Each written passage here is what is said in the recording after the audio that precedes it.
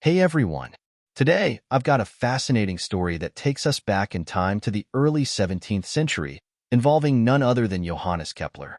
Researchers have used modern techniques to revisit Kepler's old sunspot drawings, revealing new insights about the solar cycles before the grand solar minimum.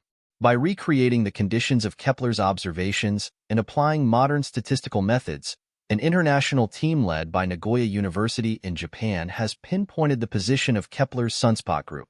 This places it at the tail end of a solar cycle, just before the ones observed by early telescopic astronomers like Thomas Harriot and Galileo Galilei.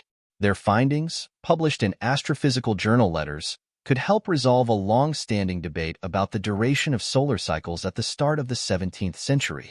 This period is linked to the transition from regular solar cycles to the grand solar minimum, known as the Maunder minimum, 1645 to 1715, a time of significantly reduced sunspot activity. Kepler's crucial observations. Kepler, famous for his groundbreaking work in astronomy and mathematics, made some of the earliest recorded observations of solar activity using a camera obscura. This simple device projects the sun's image onto a sheet of paper, allowing detailed sketches of the sun's surface. In May 1607, Kepler recorded what he thought was a transit of Mercury across the sun, but it was actually a group of sunspots. Sunspots are dark areas on the sun's surface caused by intense magnetic activity. Their frequency and distribution vary in cycles, affecting solar radiation and space weather. Hisashi Hayakawa, the lead author of the study, emphasizes the significance of Kepler's observations. Since this record wasn't made with a telescope, it's often been overlooked in quantitative analyses of 17th-century solar cycles. But it's the oldest sunspot sketch made with an instrumental observation and a projection. By carefully reconstructing the conditions of Kepler's observations, the team was able to determine the position of the sunspot group and its phase in the solar cycle of 1607. Why the 17th century matters. The 17th century was a crucial time for solar observations. It marked the beginning of systematic sunspot monitoring and a transition from normal solar cycles to the Maunder minimum, a period of exceptionally low solar activity. There has been debate about how solar activity shifted from regular cycles to this grand minimum. Some reconstructions based on tree-ring data suggest a sequence of an extremely short solar cycle, around 5 years, followed by an extremely long one, around 16 years. Others indicate normal durations. Independent observational records are essential to verify these reconstructions. Key findings from Kepler's records.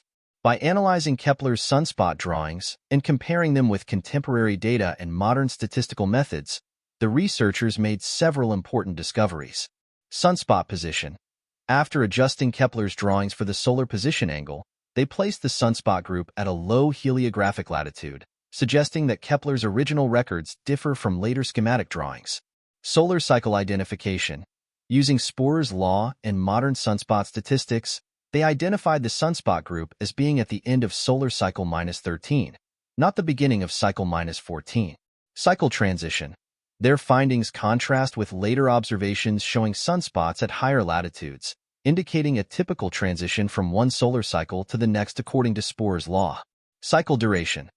This analysis suggests a regular duration for solar cycle -13, challenging previous reconstructions that proposed an extremely long cycle during this period. Kepler's enduring legacy.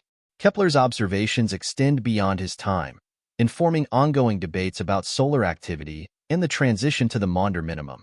His detailed records from 1607 provide crucial context for understanding changes in solar behavior during this pivotal period. Kepler contributed many historical benchmarks in astronomy and physics, leaving his legacy even in the space age, says Hayakawa. His sunspot sketches, predating telescopic observations by several years, are a testament to his scientific acumen and perseverance despite the technological limitations of his time. Sabrina Bichet from the Royal Observatory of Belgium adds, "It's fascinating to see how historical figures' records can convey crucial scientific implications centuries later. We still have a lot to learn from these giants of science." Let us know your thoughts on this incredible discovery in the comments, and don't forget to subscribe for more space news.